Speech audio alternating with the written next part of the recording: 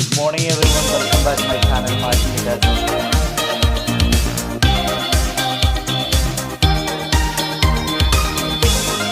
Introduction. Being smart in business means knowing what's just around the corner. It means thinking ahead and preparing for inevitable changes that will impact the way business is conducted. This is what allows a business to be resilient and to thrive in a changing environment. Digital marketing is no different. In fact, in his book, The Personal MBA, author Josh Kaufman discusses the value of counterfactual simulation. This means imagining future possibilities and then preparing for them. Let's say that you have a big business that is doing well in a specific niche. Maybe you have a company that sells a whey protein shake. The mistake that some big businesses make is to assume that they're too big to fail and to coast along as they are. But what would happen if another company came along and released a better protein shake for a fraction of the price? What if a new source of protein were to be discovered? What if a study revealed that whey protein was bad for us? Any of these things could happen and could completely shake up even the most established business. The smart company, though, will already have considered these eventualities and prepared for them. This is counterfactual simulation. It's thinking about what's just around the corner and then preparing for those possibilities. As digital marketers, that means thinking about things that could impact on the face of marketing. And one of the things that could have the biggest impact of all? Artificial intelligence. AI and machine learning have the potential to completely change the face of internet marketing, rendering many older strategies obsolete even.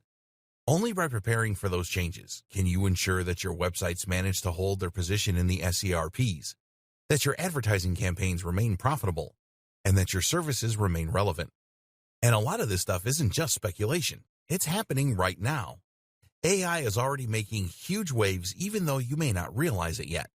It's affecting the way that SEO works, the tools and software we use, and the way that ads are displayed. AI is able to think faster and smarter than any human, and that's especially true when it comes to internet marketing, which is a data-driven pursuit. An AI marketer can create endless amounts of content in a second, doing the work of hundreds of humans. All of that content will be perfectly catered toward the target demographic. AI will run Google. It will manage entire business models. It will run AdWords, and it will run new tools we haven't even dreamed up yet. The digital marketing singularity is just around the corner. This training will help you to prepare and explain several concepts. AI versus machine learning, how to conduct SEO now that Google is an AI-first company, chatbots, programmatic advertising, big data, RankBrain, digital assistants, data science, SQL, latent semantic indexing, and the future of internet marketing. In this training, you will gain a crystal ball with which to gaze into the future of internet marketing and to ensure that you are ready for all those changes when they come. By the end, you'll be better prepared and in a better position than 99.9% of other marketers. What is AI and machine learning? Before we go further, we should first take a look at precisely what AI and machine learning actually are. These are two related but also distinct terms which often get confused. Both will impact on marketing, but in different and unique ways. AI then is artificial intelligence. That means software and hardware designed to act and appear intelligent. Such software is capable of making meaningful choices and conducting activities that we would normally consider the domain of humans. AI comes in two broad flavors. One is weak AI, which is also known as narrow AI. Weak AI is essentially a form of AI that is designed to perform a specific job. An example of this is the self-driving car. This form of AI is capable of knowing the positions of countless cars on the road and being able to respond by steering, accelerating, braking, etc. If you were to watch a self-driving car from the outside, you might think a human were driving. In that way, it does a job that would normally be considered a human role. But at the same time, you can't speak with a self-driving car and you can't ask it how it's feeling. A self-driving car would certainly not pass the Turing test. Note, the Turing test is a test designed to measure the effectiveness of an AI. If you talk to an AI on a chat app and you don't know that it isn't human, then it is considered to have passed the Turing test. Another example of weak AI is used when creating bad guys in computer games. These use programming in order to behave in a human-like manner and to provide a challenge for the player. However, the code is only useful in the context of the video game, and so it's not about to turn into Skynet anytime soon. Weak AI might not sound as exciting, but it is being used for a huge range of extremely exciting things, from helping to treat disease to improving the economy.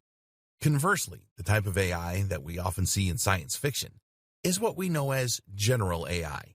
This is AI that doesn't just have one purpose, but that is designed to do everything that a human might be able to do.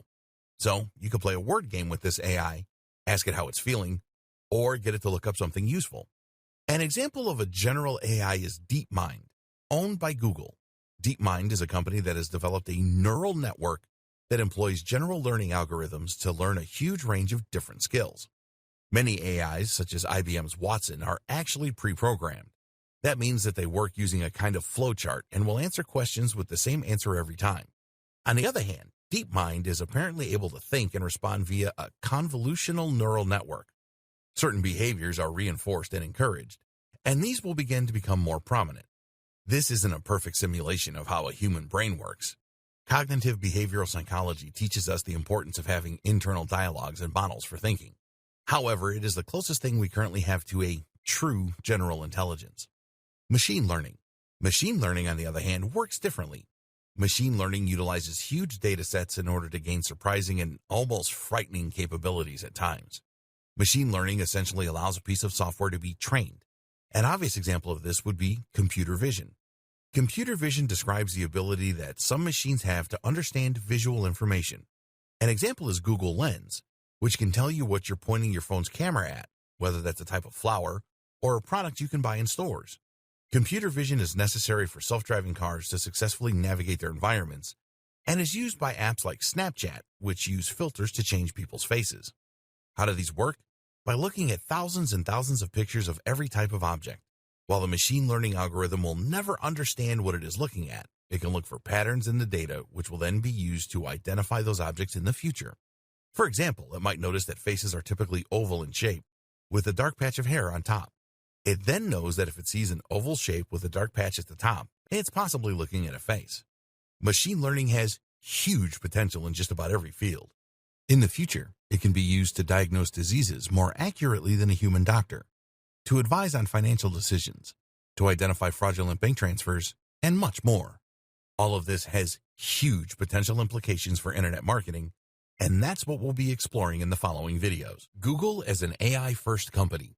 A while ago now, Google announced that it had become an AI-first company.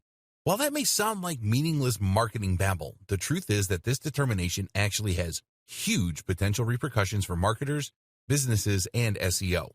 Firstly, what does Google mean by this? Meet the new, smarter Google. You might think of Google as a search-first company. The first product that Google provided was a search engine, and that is still what most of us associate with the company. Traditionally, Google's search engine did not work much like an AI. Rather, search worked by attempting to match search terms with the content in an article. This is why the advice for SEOs was to insert lots of key phrases into their articles so that Google's spiders could read that content and quickly identify that it would be a good match for what the person was searching for. As we all know, this didn't work out perfectly for Google. Lots of unscrupulous marketers abused the system by inserting hundreds of search terms into every article, which in turn meant that content Google would show to the user would be garbled and unreadable. That's why, over time, Google has begun to work more and more like an AI. Now, Google no longer attempts to look for exact keyword matches. Instead, Google tries to answer questions that you ask it. It does this by trying to understand what the user is looking for along with the context, and then to provide relevant answers through its search. RankBrain. Google is able to do this through machine learning. Specifically, it uses a form of natural language processing, which Google refers to as RankBrain. RankBrain is at least partly responsible for helping Google to cope with phrases and words that it hasn't seen before. If RankBrain identifies a word it isn't familiar with, then it can guess what it might mean based on context and based on its usage elsewhere. This helps Google to deal with unusual searches that it hasn't seen before without simply matching search terms to content in articles. Search queries are turned into word vectors called distributed representation. These are words and phrases that are close to each other in meaning and context. RankBrain will then try to map the query into words it understands or clusters of similar words. From there, it insinuates what the searcher actually means and is looking for and provides results on that basis. RankBrain also understands the relationships between words and the way that they work together. At one point, joining words such as the or and were ignored by Google. Now, Google understands the importance of these phrases and the way in which they impact on the intent of the user. Like all the best machine learning algorithms, RankBrain attempts to improve over time and adapt to users. It can see which results get clicked the most and thereby know when it is doing well and when it is getting things wrong. As such, it is able to improve search results for any given keyword quickly through algorithmic testing, which is helping to weed out low-quality content that attempts to game the system. RankBrain works using a Tensor Processing Unit, TPU, which is an AI-specific piece of hardware stored in Google's data centers. This is a specific chip that is better able to handle the specific challenges of machine learning tasks.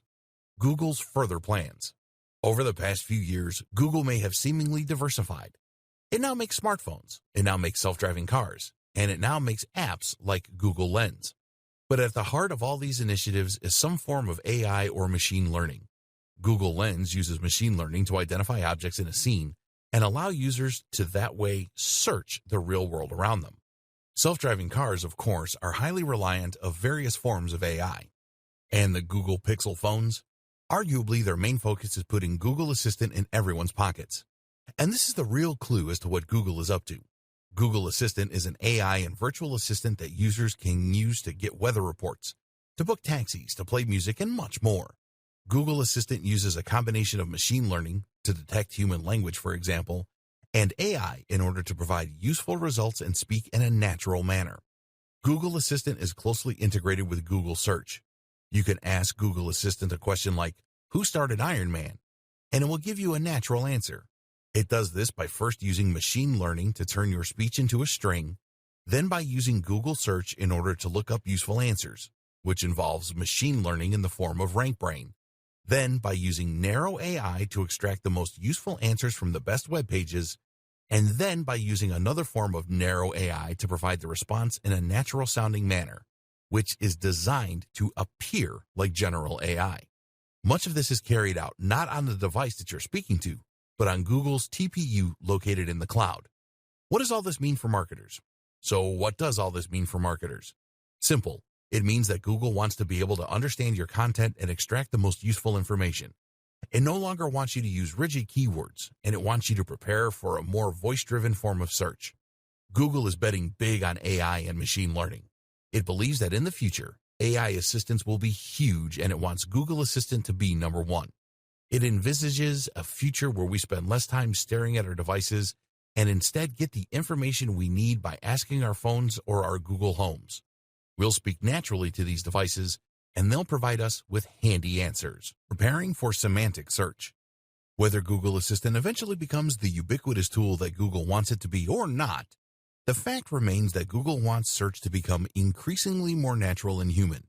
It already has in many ways. That means that marketers and website owners need to make some changes to the way they do things. It's no longer enough to find a keyword and repeat it a whole lot. You now need to work as though you're speaking with an AI.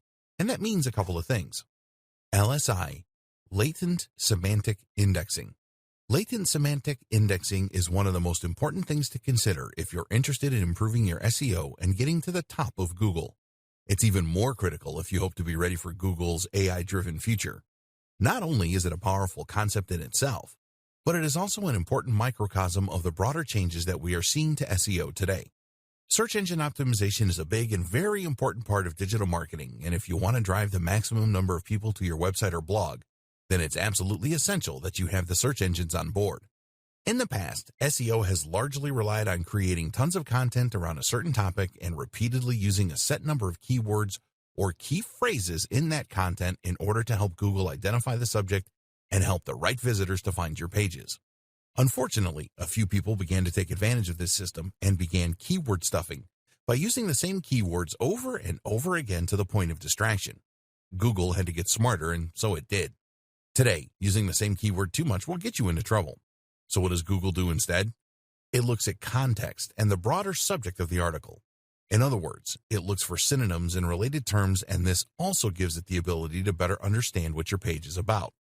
For instance, if you had written an article about decision trees, then in the past, Google could theoretically have gotten confused and brought your site up as a result when someone searched for trees. It may have thought you were talking about decisions about trees. Now, though, it can look for related terms like flowchart and thus help to more accurately match article to reader. LSI actually comes from mathematics and uses a technique called singular value decomposition. This means that it will scan unstructured data and look for the relationships between the words and concepts within. How to handle LSI. So, how do you make sure your site is LSI optimized? Short answer, you don't. While it is obviously tempting for SEO companies to now start offering their LSI optimized services, the truth is that you should have been doing this all along and without thinking about it. That's what the best web marketers like Andre Illison have always recommended, and it's what Matt Cutts advises as well. In short, writing naturally should mean that you are including synonyms and related topics. Otherwise, your writing is going to sound pretty repetitive. The moral is what it's always been: stop double guessing and just write for the reader. This is something we'll come back to again and again with regards to preparing for a smarter Google. But there are also some other tips you can keep in mind if you want to ensure that Google knows what you're talking about. First, make sure that you use more than one search phrase. It's a good idea for a whole host of reasons to use a combination of different search terms rather than targeting just a single one. Seeing as Google will often show results that don't use the exact key phrase the person searched for, it makes sense to try and include a few popular iterations of the same term. Likewise, you should make sure to use good and varied vocabulary around the topic. This helps to better demonstrate the context and the subject matter of your article. Rather than filling an article with random synonyms, think instead about words that would often occur alongside the topic you're working with, such as our earlier example of flowcharts. This is called co-occurrence, and it's the kind of thing that machine learning algorithms love. Structured data. The other big concept that SEOs need to consider in order to be ready for the AI Google of the future is schema markups, also known as structured data, also known as rich data. Remember, Google's aim is to enable Assistant to answer natural language questions with useful responses, which will draw on information found on the web. Google doesn't just want to pull up a list of useful search results. It wants to be able to answer questions. So if someone asks how to make bolognese, it will simply read out the ingredients. In order to do this, Google needs to be able to find that most relevant information in a passage of text and then pull out the specific answer. This takes the concept of rank brain to the next level, allowing it to understand not just what an article is about, but how each paragraph in that article functions.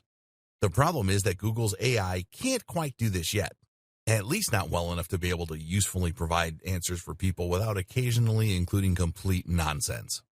That's where schema markups come in. The idea of a schema markup is to essentially annotate your articles and blog posts by telling Google what each bit is and what it does. Essentially, you're saying this is a list of ingredients, or this is a user rating. This also helps Google to provide what are known as rich snippets. Rich snippets are search results on the SERP's search engine result pages that include more than just a meta description. You might see a search result listed, for instance, that also includes bullet point steps, or that includes ingredients for the meal. This way, the user can see the information they're looking for without even needing to leave that website. How to use markups. Markups look a lot like HTML. Here's an example of what this might look like. That is basically telling Google that you are talking about a local business, the Candle Factory.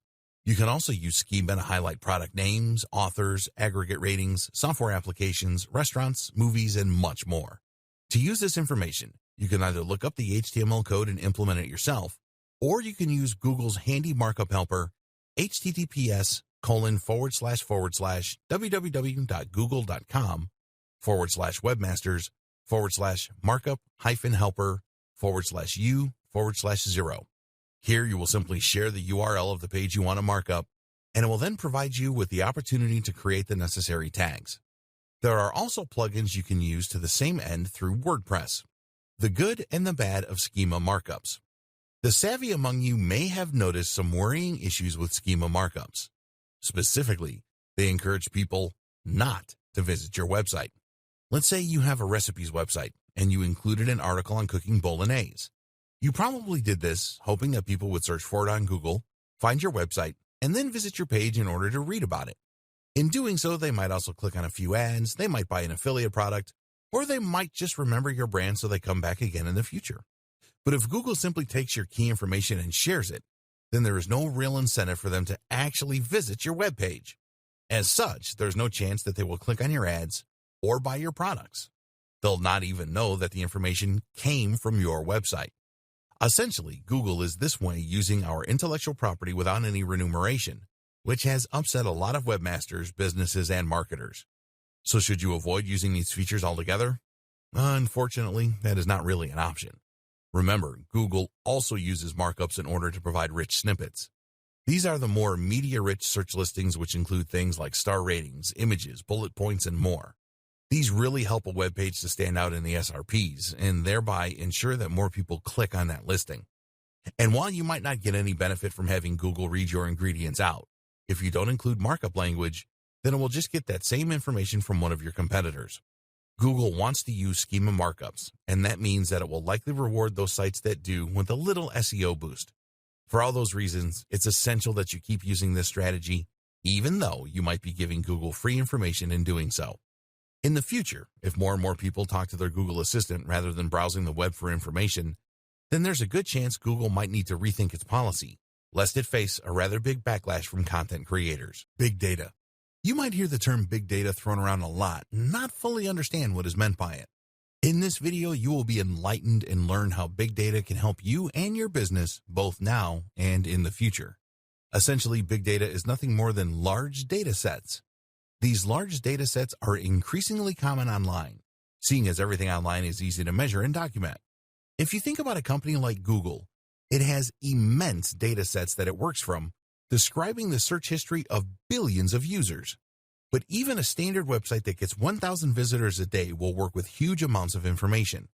A website will naturally record each of those visits and will also store data about each one, such as the country of origin and the length of time spent on the site.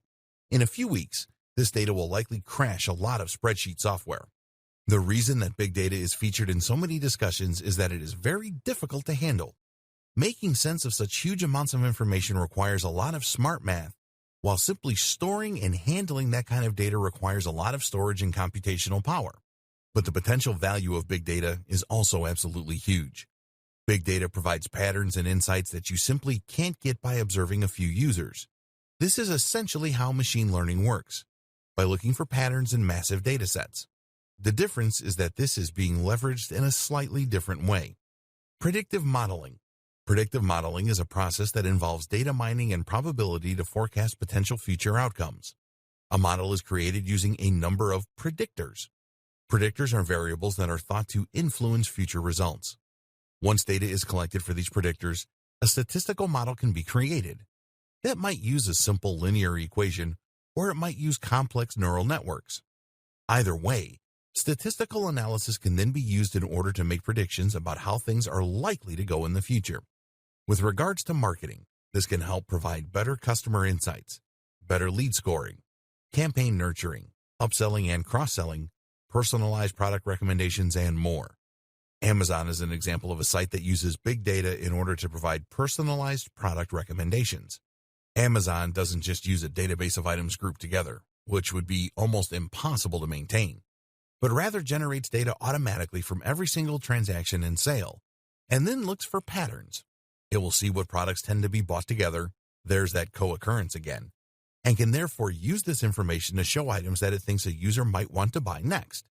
Likewise, when it comes to lead scoring, big data can be immensely useful. Lead scoring means understanding which leads are likely ready to purchase and which are not. This is immensely useful information for companies that might want to send sales letters to the cross-section of their mailing list that they think will actually buy from them, rather than being put off by the amount of sales material they're receiving. Amnesty International uses segmentation and predictive modeling techniques in order to better identify the right groups to market toward. By collecting data and then looking at what that data reveals about the kinds of people who donate, Amnesty International knows who it should be targeting with its ads, how much they are likely to spend, and how they're likely to do it. Any charity can benefit from this kind of data analysis, as can any business. Collecting big data. If you want to start collecting data for your business, there are a wide number of plugins and tools you can use to do so. You should find that a lot of tools, such as Google Analytics, will allow you to export massive amounts of data in order to work on. You can then choose to use this information yourself, or outsource it to a data science organization that can use that information to provide valuable, useful insights. Another good idea to prepare yourself for the future is to allow users to create profiles. By doing this, you can collect much more data on individual users and in future provide better recommendations on an individual basis too. This is something that stores have been doing for decades with loyalty cards. But of course, the digital nature of selling online creates even more potential opportunities. Computer vision. As mentioned, computer vision is the ability for machines and computers to see by learning from huge data sets and machine learning. By observing countless images, a machine can learn to identify images in an object or to navigate an environment without crashing into things. What does this mean for the future of SEO? One big thing, and one thing that you should make sure that you are ready for, is that Google will likely start paying more attention to images on websites. Traditionally, we've been told to avoid using images for things like site names. Why? Because Google can't read an image, and therefore we won't get any SEO benefit from that. But Google does have software that can read text from an image. This is called OCR, Optical Character Recognition. And if you want to see just how good it is, try pointing Google Translate at a foreign language and see it appear in your native tongue in real time. If Google can do this, then it's only a matter of time before it starts reading the text in your images to see if they back up the niche and key phrase that you are targeting with your website.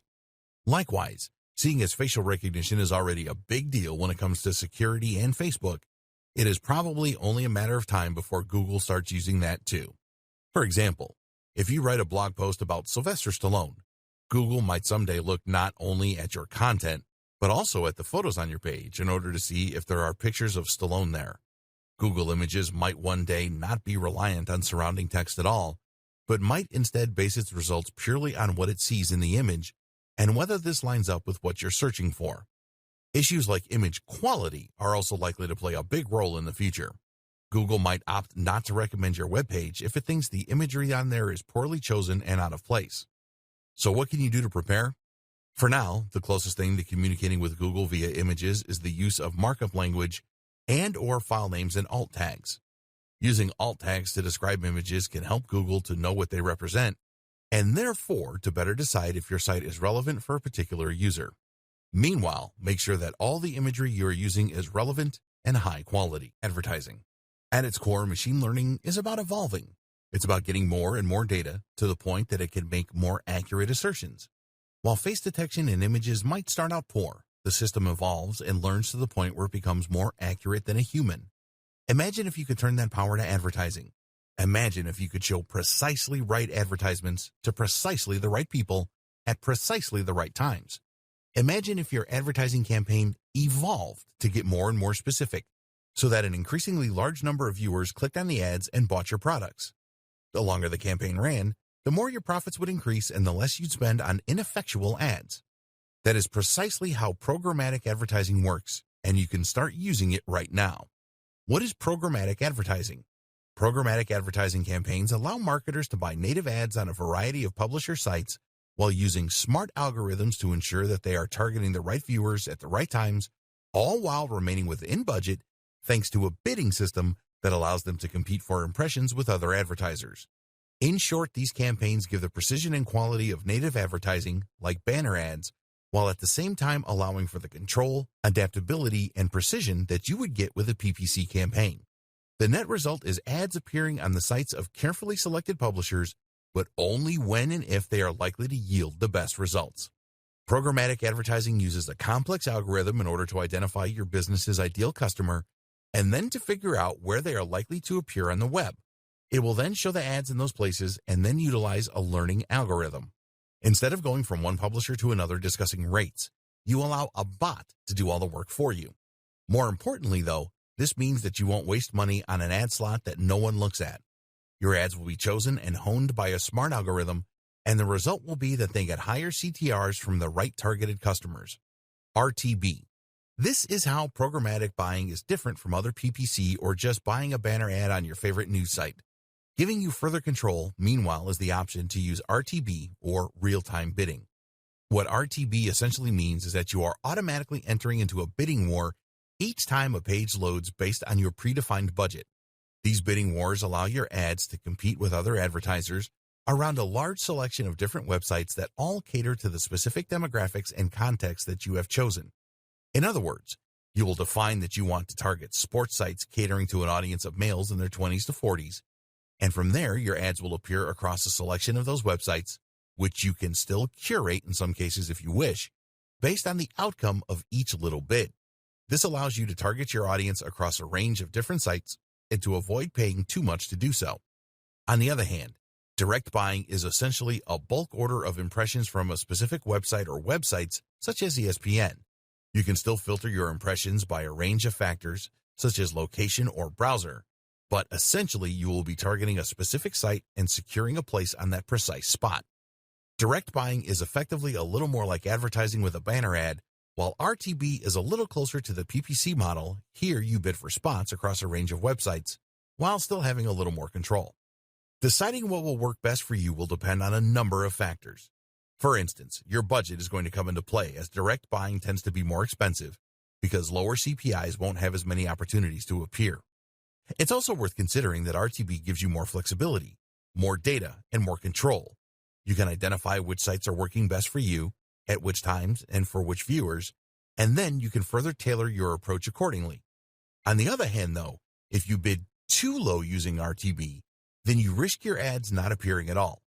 This is in direct contrast to direct buys, which essentially guarantee you your ad spot and that you will eventually be certain to get that number of impressions. This is useful for a company with more concrete goals and a fixed timescale. Likewise, with direct buying, you will be able to more tightly control where your advertising appears and forge a closer relationship between your brand and that of the publisher. So different approaches will work for different marketers and for different purposes. Your job is to decide which works best for you, and the best way to do that may be to dip your toe in and try them out for yourself. How to be more successful with programmatic buying. Programmatic advertising has very quickly risen to prominence in the online marketing industry and is an important new tool for any business that wants to reach a bigger audience. That said, though, even the best programmatic tools are only as effective as the people controlling them, so before you get ahead of yourself, consider these 4 crucial tips to ensure your success. Don't forget the creative component. No matter how well targeted your ads are or how smart your campaign is in terms of exposure, if you haven't invested in the creative aspect, then those ads are going to fall flat. Design your ads well and test to see which designs work best. Likewise, think about your brand identity and how you can strengthen this even through ads that don't get clicked. Choose a programmatic partner who can help you with this aspect. Consider audience and context. Before choosing which publishers to work with, you need to look at the audience they are attracting as well as the context. The ideal partner will be a site that writes about topics related to yours and targets the precise same demographic you are. In some cases, though, you won't be able to find both, and thus you will need to select publishers that provide the best balance. And don't be tempted to ignore context in these situations, because studies show that the same person is far more likely to click on an ad for golf clubs when they are on a golfing website compared with a news site. More to the point, someone who wants a wedding dress is only going to want that wedding dress during a particular time in their life, and this really demonstrates the importance of context. Be willing to spend to begin with.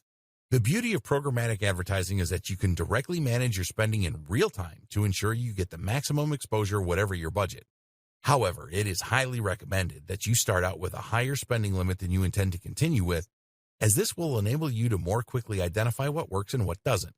Remember, you want more data, and that means you want more clicks. As you tweak your campaign in response to stats and ROI, you will get closer and closer to the optimum setup, but if you don't spend the money up front, then you won't be able to tell if your campaign is working because you won't win enough bids. Spend a little up front, and you'll save money in the long run once you settle into your groove. Make sure your ads fit in. The downside of any automated advertising campaign is that you can lose that personal touch. The benefits that come from working with a publisher to develop an advertising campaign that matches the tone and appearance of their overall site, and that they will help to promote throughout their content. Unfortunately, native advertising is difficult to scale, which is why so many automatic platforms are popular.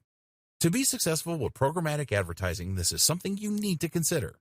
Your ad is targeting the right people, on the right devices in the right context.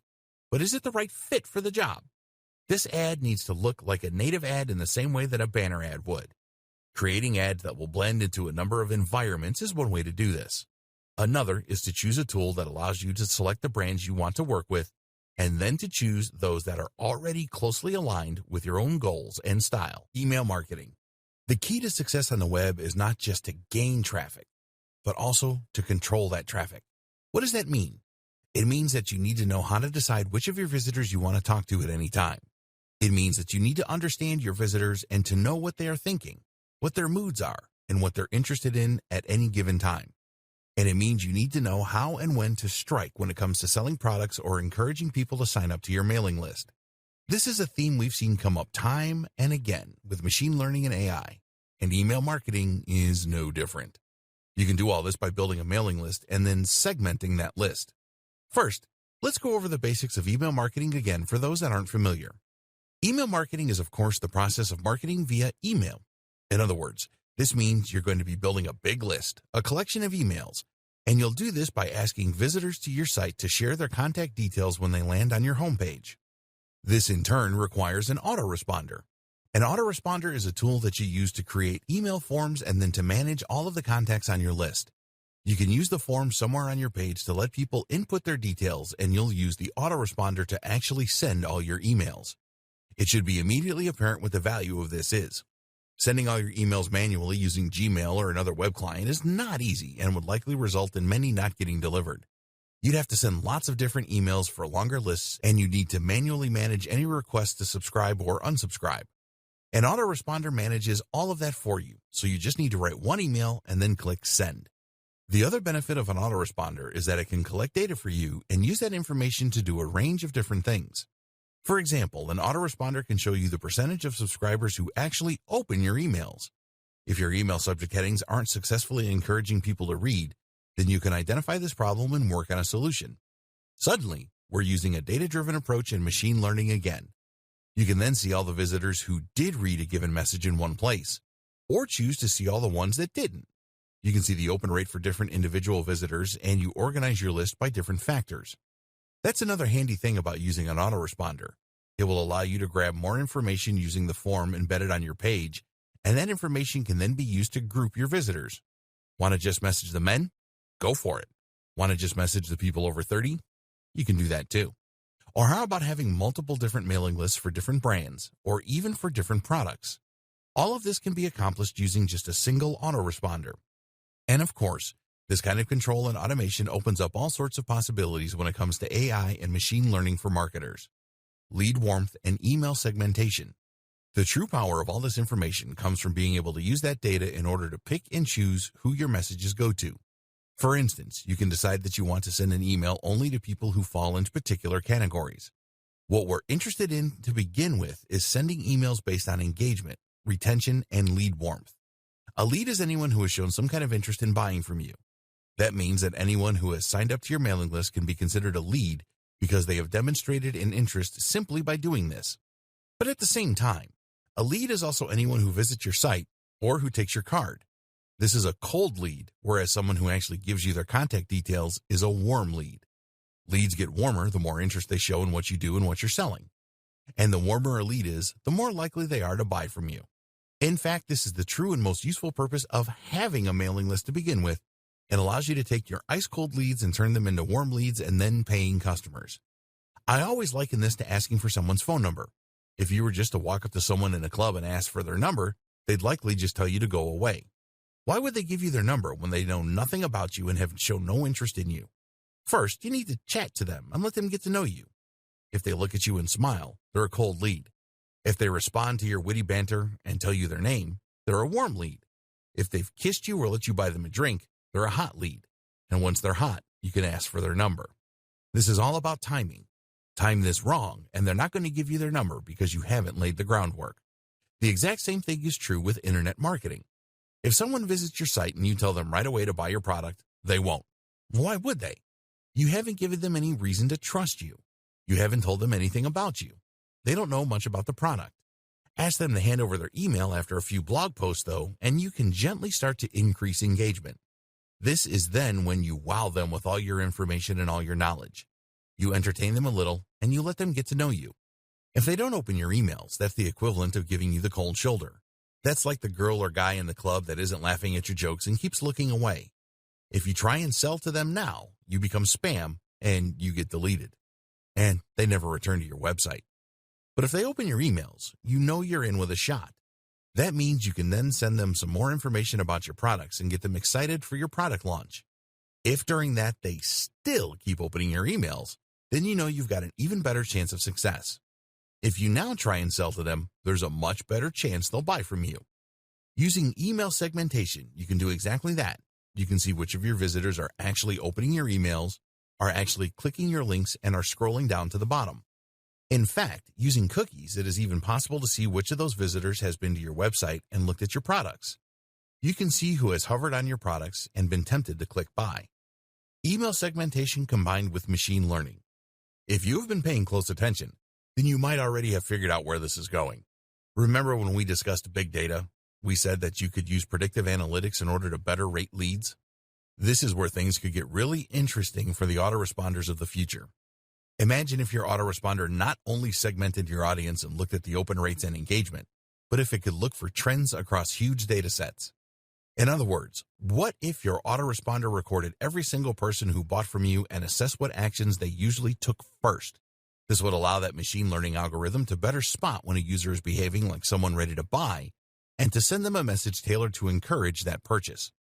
This could be combined with smart recommendations in order to improve their likelihood of buying even more. This is already being used by some big brands, so it's only a matter of time until more of us get access to this same amount of precision. Tips marketers can follow now. For any of that to work, you also need to make sure that people are signing up to your mailing list in the first place. Again, this will help us to prepare for the AI-powered future.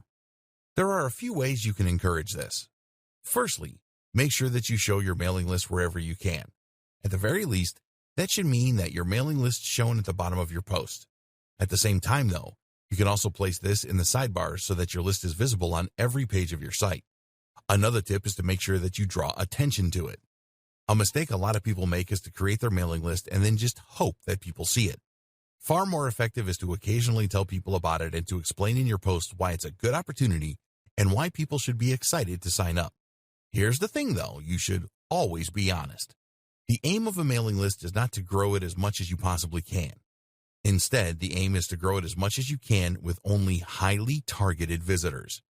If your visitors have no interest in what you're offering through your list, then you will just frustrate them and effectively be spamming. Chatbots. Chatbots are an increasingly popular tool for marketers, business owners, and webmasters. So what is a chatbot? Essentially, a chatbot is a minuscule AI that will normally live on a website and will which then be able to answer questions and engage in basic conversation. Very often, chatbots are used in customer service. This way, a website can answer commonly asked questions and significantly lighten the load on its customer service team. The company can provide the support it wants to for its buyers without spending a huge amount on extra members of staff and call centers. But a chatbot can be much more than just customer support. Chatbots are just as effective in marketing and can be extremely effective at increasing sales and profits. Chatbots are particularly effective at kickstarting a sales process by welcoming visitors to a website and asking them what they're looking for. Instead of relying on UX to try and guide the visitor to the right part of the page, a chatbot can instead simply ask what they are hoping to buy and then take them to that page. What's more is that it can provide useful recommendations, perhaps informed by previous buying history, and it can reduce any concerns that users might have. Chatbots can even get information from customers by asking them their budget or what it is they're looking for. Even if they don't buy, you now understand their intent, and you can use this information to hone your marketing strategy further. Some pundits argue that in the next few years, 85% of business might be done through chatbots. So how can you get started? 80% of businesses say they want chatbots in place by 2020. Facebook chatbots. One option is to invest in a Facebook chatbot. There are plenty of sites and services online that will sell these for you. Facebook Messenger is a new frontier for a lot of small businesses. While it has crept under the radar for many marketers, the numbers speak for themselves. Facebook Messenger is currently used by over 1.2 billion people. That's 11% of the entire human population. And what makes Messenger even more powerful is that it can be embedded into your website. Over 20 million pages use messaging, and that number is growing. This provides a very simple and easy way to communicate with your visitors, to answer their queries, and to help convert traffic into sales. But you can't be available 24/7 to cater to all your visitors' needs, and this is where a chatbot comes in. This is a basic AI that can tend to your customers and help to provide a more personal experience while answering basic questions. This is a hugely powerful tool for businesses, as it means you'll no longer lose visitors that struggle to find their way around the website or to get the information they need. Imagine if customers could order food by just sending a Facebook message and then answering a few automated questions. Or what if a business could access your expert legal advice without ever needing to speak to you in person? All of this is possible in the near future. Facebook chatbots can even be proactive by sending messages to potential customers. You need to be extremely careful with this, seeing as it can be seen as spam. But if you have an automated system that's able to reach out to potential buyers at just the right time with a carefully crafted message, this can be huge for business. Other types of chatbot. Of course, not all chatbots are Facebook chatbots. There are many other ways to implement chatbots into a website, from creating them from scratch using homemade software to using them to respond to emails or SMS. Chatbots. Chatbots are an increasingly popular tool for marketers, business owners, and webmasters. So what is a chatbot? Essentially, a chatbot is a minuscule AI that will normally live on a website and which then be able to answer questions and engage in basic conversation.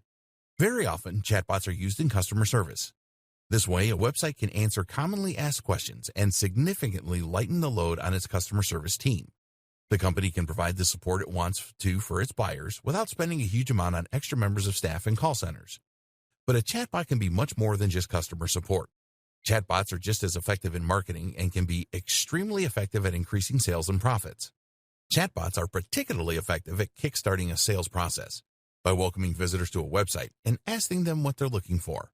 Instead of relying on UX to try and guide the visitor to the right part of the page, a chatbot can instead simply ask what they are hoping to buy and then take them to that page. What's more is that it can provide useful recommendations, perhaps informed by previous buying history, and it can reduce any concerns that users might have. Chatbots can even get information from customers by asking them their budget or what it is they're looking for. Even if they don't buy, you now understand their intent, and you can use this information to hone your marketing strategy further. Some pundits argue that in the next few years, 85% of business might be done through chatbots. So how can you get started? 80% of businesses say they want chatbots in place by 2020. Facebook chatbots. One option is to invest in a Facebook chatbot. There are plenty of sites and services online that will sell these for you. Facebook Messenger is a new frontier for a lot of small businesses. While it has crept under the radar for many marketers, the numbers speak for themselves. Facebook Messenger is currently used by over 1.2 billion people. That's 11% of the entire human population. And what makes Messenger even more powerful is that it can be embedded into your website. Over 20 million pages use messaging, and that number is growing. This provides a very simple and easy way to communicate with your visitors, to answer their queries, and to help convert traffic into sales. But you can't be available 24/7 to cater to all your visitors' needs, and this is where a chatbot comes in. This is a basic AI that can tend to your customers and help to provide a more personal experience while answering basic questions. This is a hugely powerful tool for businesses, as it means you'll no longer lose visitors that struggle to find their way around the website or to get the information they need. Imagine if customers could order food by just sending a Facebook message and then answering a few automated questions. Or what if a business could access your expert legal advice without ever needing to speak to you in person? All of this is possible in the near future. Facebook chatbots can even be proactive by sending messages to potential customers. You need to be extremely careful with this, seeing as it can be seen as spam. But if you have an automated system that's able to reach out to potential buyers at just the right time with a carefully crafted message, this can be huge for business. Other types of chatbot. Of course, not all chatbots are Facebook chatbots. There are many other ways to implement chatbots into a website, from creating them from scratch using homemade software to using them to respond to emails or SMS. Developing your AI skills using SQL. If you want to ensure you aren't left behind by developments in AI and machine learning, then it may pay to learn relevant skills that you can use to implement your own strategies. At least by understanding the tools used in AI and machine learning, you will be able to navigate these new horizons and make smarter decisions for your business. One of the key concepts to understand then is SQL. SQL stands for Structured Query Language and is a declarative language that is used to store and retrieve information from a database. If that sounds like gobbledygook, it basically provides a set of commands you can use to manipulate large data sets. SQL is crucial for data science and machine learning. It takes a number of forms, such as MySQL, SQL Server, and SQLite. Each uses a slightly different dialect to achieve the same thing: interact with relational databases. Relational databases consist of numerous tables like you see in Excel, with columns and rows. So if you had a lot of visitors to your website, you might fill out their data across rows such as name, age, contact details, etc. Pull out any given visitor, and it will bring their details up so that you're ready to call them and market to them. SQL then allows you to do things like creating whole new tables or inserting new rows, columns, or cells. You can do this with simple commands like create table and insert into. To make a new database, you first need to use a command to make it, and from there, you can then begin inserting tables like so. One of the most powerful commands is something called select, which allows you to retrieve information across one or more tables. For instance, you can use this to get the details of anyone over a certain age, like so. Group by is a command that lets you group results according to certain conditions. Cursors let us move through sets of data and make changes. While this all might seem quite simple, combined with huge amounts of data, these simple commands can yield fascinating results and be extremely useful in informing future decisions. This is essential how machine learning works. And if you ever want to work as a data scientist to employ big data solutions or machine learning applications, this is what you will need to know: how to future-proof your marketing. Over the course of this training, we've examined a large number of different types of AI and machine learning in the context of digital marketing. The objective of all this has been to help you better prepare for the future. You know that you should start collecting as much data as possible right now, that you need to add schema markups to your site, that you should be using LSI, that you could benefit from a chatbot. You even know a little bit about SQL, just in case you ever decide to get involved behind the scenes. But in all likelihood, all of this is going to change a lot more before it enters the scene, and we can't really anticipate just how its impact will be felt. There are huge waves making their way through internet marketing, and the power of AI can't really be understated.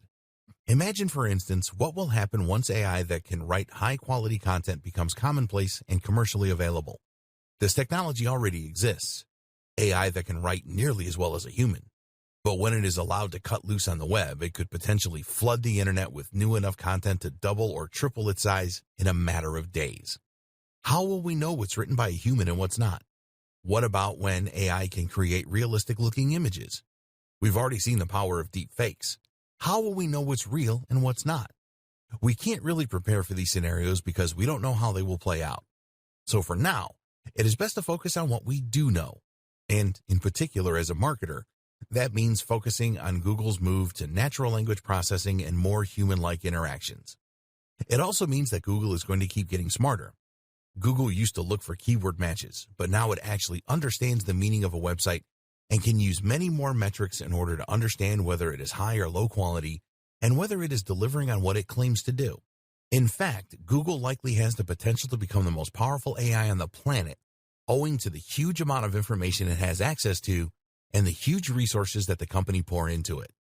This makes it increasingly difficult to game the system or to try and trick Google. The best thing we can do then? Make the best quality content we can. As Google becomes more and more human, writing for Google and writing for the reader will mean essentially the same thing. It's time we started focusing on great quality content and on providing real value. The key thing to remember is that Google serves its customers first and foremost. Who are its customers? The users who use it to find information and entertainment. Google wants people to keep using its search, and as such, it needs to make sure it consistently brings up only the most relevant and interesting information. As long as you are concerned with creating great quality content for your readers, then your goals and Google's will be aligned. Thus, each time it gets a little bit smarter, that will work to your favor instead of being something you need to worry about. As Google gets smarter, it will find more ways of identifying the best quality content. And so, if you're focused on delivering that, Google will find more ways of connecting you with your audience. Combine this with more data collection and a generally more data-driven approach to marketing, and you'll be ready for the future of the industry.